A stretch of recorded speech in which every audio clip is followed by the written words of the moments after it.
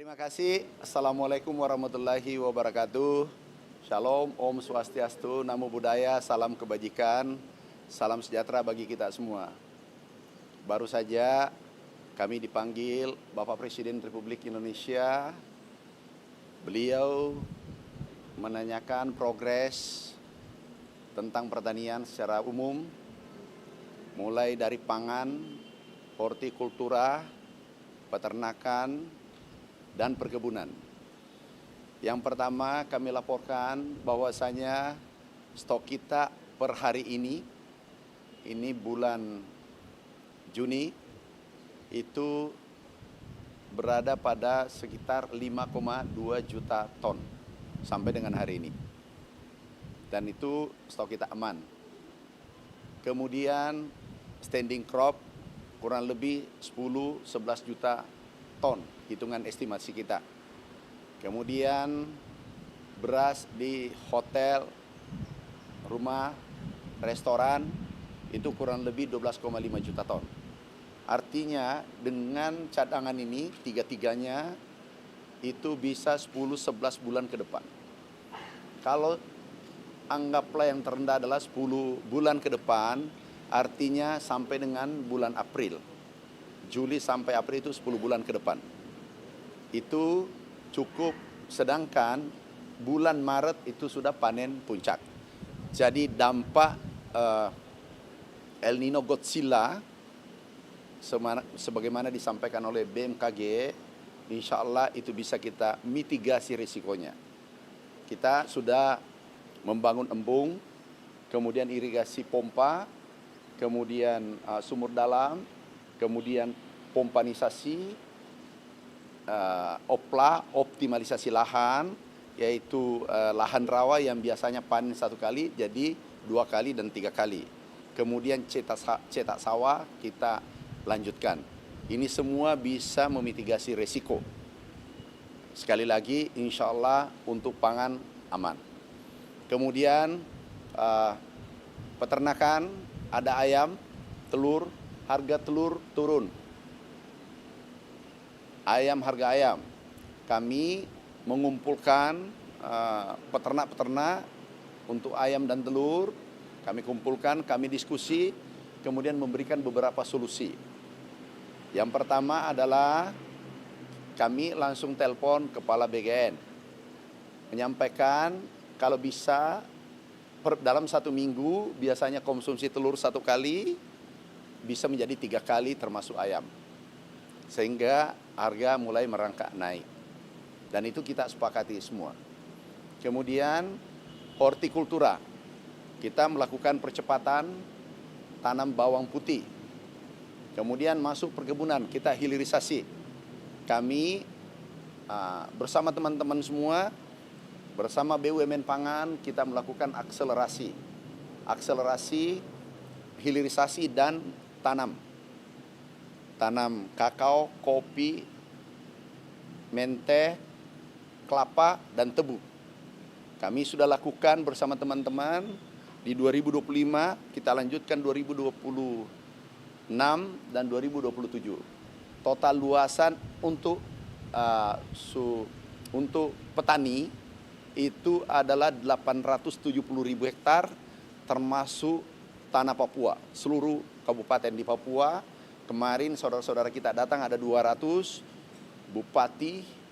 gubernur, bupati, dan petani-petaninya datang beserta kepala dinas. Kami berikan bantuan di sana tahun ini 3,2 triliun, tahun lalu 2 triliun, totalnya 5,5 triliun lebih. Kami laporkan Bapak Presiden, beliau mengatakan ini lanjutkan bantuan ini. Ini bantuan langsung ke rakyat. Dan ini bantuan hibah, traktor, kemudian sawah, bahkan dari beberapa provinsi meminta cetak sawah ditambah. Termasuk Papua Barat dan lain-lain. Ini kita tambah. Kemudian selanjutnya hilirisasi kita kejar. Hilirisasi kelapa, pabriknya sudah terbangun di Maluku Utara 1, insya Allah tahun ini mudah-mudahan selesai 2. Kemudian di Morowali 1 dan Riau, Provinsi Riau, Indra Hilir. Nah, itulah laporan kami kepada Bapak Presiden. Beliau memberikan arahan, memberikan petunjuk, ditindaklanjuti, diwaspadai El Nino Godzilla. Kemudian hilirisasi dipercepat, dan insya Allah perkebunan, sektor perkebunan yang tadi 870.000 hektar itu untuk rakyat seluruh Indonesia, untuk petani kita, itu hibah dan menciptakan lapangan kerja baru. Makasih. Ada pertanyaan? Nggak ada, cukup. Ini menarik. TBS, ini TBS kami atas arahan Bapak Presiden, kami ditelepon beliau, disampaikan Pak Mentan kenapa terjadi penurunan. Saya katakan kepada beliau ini anomali. Kami kumpulkan pelaku usaha seluruh Indonesia, mewakili kurang lebih 700-an berkumpul, kemudian total PKS itu ada 1.900. Nah, ini anomali. Harga CPO dunia naik, dolar menguat kurang lebih 10%, harga CPO naik, tetapi harga TBS turun. Ini tidak masuk akal. Sama dengan kejadiannya dengan minyak goreng. Nah, ini kami minta jangan bermain-main, jangan korbankan rakyat. Ada petani plasma itu 15 juta, dengan seluruh keluarganya diperkirakan 30 juta. Kita harus, Bapak Presiden arahkan berpihak pada petani plasma sawit. Dari 1.900 ada 274. 274 ini belum menaikkan, minggu lalu belum menaikkan, minggu lalu sekarang sudah menaikkan. Yang masih belum ada kurang lebih 100, kurang lebih 5-10%. 90% sudah kembali seperti semula, tetapi harapan kita ke depan insya Allah dengan DSI ini, satu pintu, itu bisa mengangkat kesejahteraan petani Indonesia dan menghindari ada kebocoran-kebocoran. Nah, itu arahan Bapak Presiden, tindaklanjuti. Alhamdulillah sekarang harga TBS sudah hampir normal, tinggal sedikit lagi. Tapi kami sampaikan yang 274 kami langsung pada hari itu juga kami mengirim surat ke Pak Kapolri bahwa ini harus ditindaklanjuti. Dan langsung tembusan Kapolda di wilayah masing-masing dan Dirkrimsus ditindaklanjuti.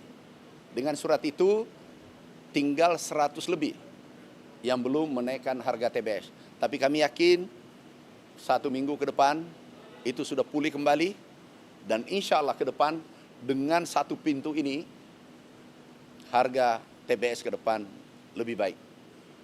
Oke, kasih ya. Kita melakukan penanaman maraton karena dari pangan kita yang kita jaga betul itu ada 11.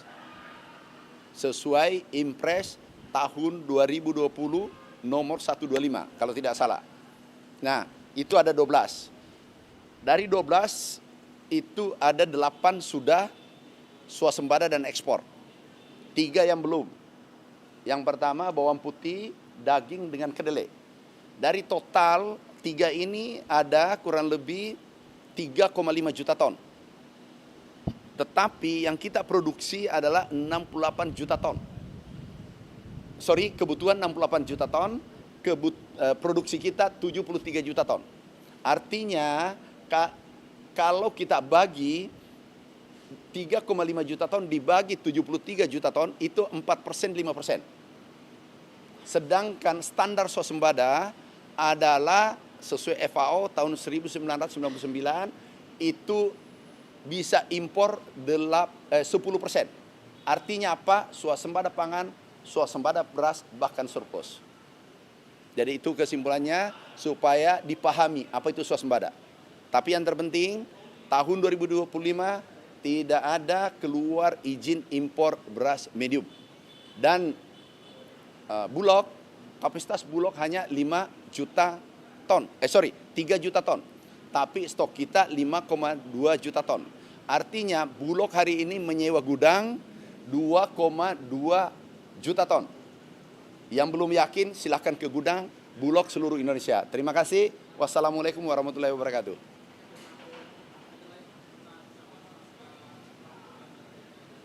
Gimana? Apa? Kedelai? Kenapa tuh? Dekat-dekat sini. Anda supaya ketemu juga. Oke, jadi kami minta, ini Amerika, Iran dan Israel. Dampak ini pasti ada, tetapi dampak positifnya itu kita manfaatkan dengan baik. Contoh, ekspor kita naik. Terakhir kita peningkatan ekspor kita sektor pertanian 166 triliun. Impor kita turun 41 triliun karena kita tidak impor beras. Oke. Kemudian ada impor katakanlah kedelai kan. Nah, kedelai aku minta kepada pengusaha jangan mengambil keuntungan berlebihan. Kenapa? Anda tolong ada rasa empati, ada rasa peduli pada saudara-saudara kita karena selama ini impor kami tidak persulit. Tetapi kami janji mereka tetapi mereka baik.